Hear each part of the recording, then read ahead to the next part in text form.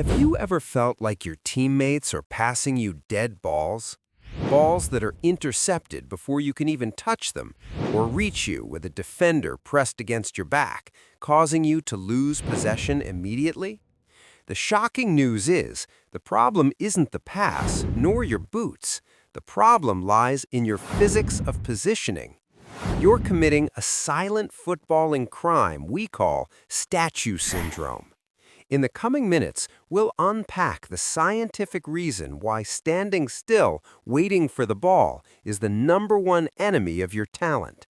And I'll give you the engineering solution used by stars like Foden to control time and space, transforming you from easy prey into an untouchable hunter. Chapter 1. The Losing Bet. Why does the ball die? Let's start with the harsh truth that amateurs often ignore.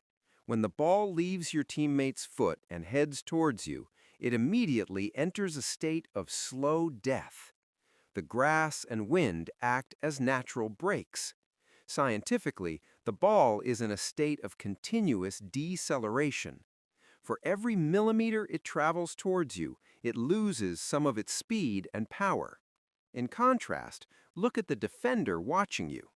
He starts from a standstill and launches like an arrow, meaning he is in a state of acceleration. His energy increases while the ball's energy decreases. Herein lies the disaster if you stand waiting. You are betting on a ball that dies against a defender who bursts into life.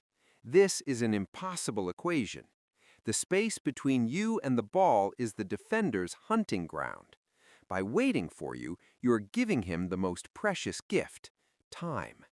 You are allowing him to reach his maximum speed to steal the ball or destroy you the moment you receive it. But what if I told you that a simple two-step movement could break this physical equation and completely turn the tables on the defender? Chapter 2. Battle Engineering. How to steal the distance. Let's move from physics to tactics. Imagine the pitch as a geometric battlefield. There's always a dangerous triangle formed between you, the ball, and the defender.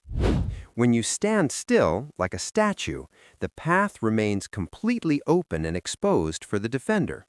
We call this the interception window. They see the ball and they see your foot. The distance is constant and the decision is easy. But when you move and check the ball, you destroy the defender's plan. Your quick movement towards the ball compresses the distance and reduces the ball's flight time when it's alone.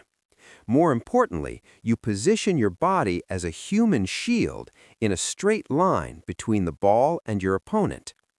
With this movement, you steal meters from the defender. You make the distance they have to cover physically impossible because you're now closer to the point of contact. Don't let the ball come to you as a gift.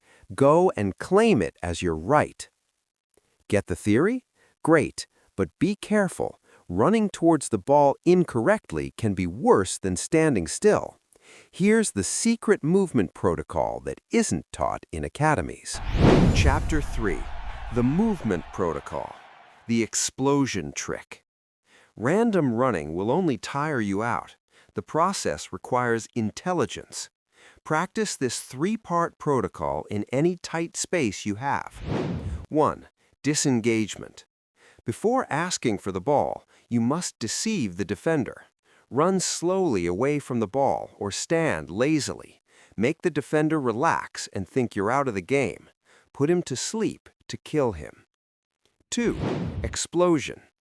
As soon as your teammate looks up to pass, this is the moment of shock. Change direction immediately and sprint towards the ball at full speed. This sudden change of pace paralyzes the defender's reaction and gives you the 2 meters that separate you. 3.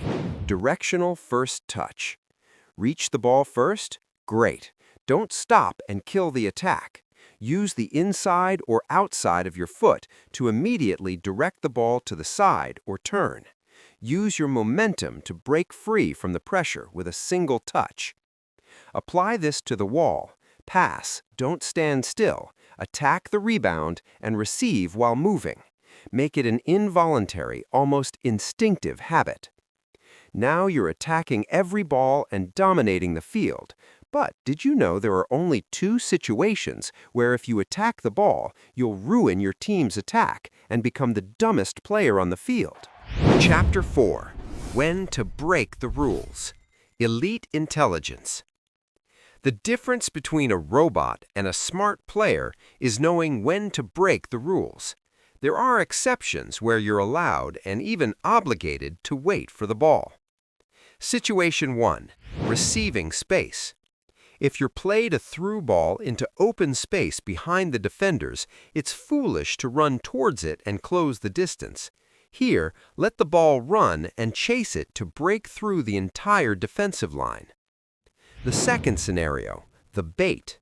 Players like Toni Kroos sometimes deliberately stand waiting for the ball to lure defenders into pressing them, drawing them out of position to create space for a teammate. He uses his positioning as a trap. But remember, this requires a high level of visual scanning. If you're not 100% sure of your surroundings, the golden rule is safety. Attack the ball. Ultimately, football is a fierce battle over time and space. The player who waits for the ball concedes both to the opponent. The player who attacks the ball dictates the terms to everyone. In your next training session, remember this rule. The distance between you and the ball is no man's land. Whoever reaches it first owns the game. Don't be a spectator waiting for events to unfold. Move, cut in, and be the one to create the action. If you want to understand the small details that the average fan misses, but that make a professional player, be sure to subscribe to the channel. Here, we don't just play, we understand the game. See you in the next video.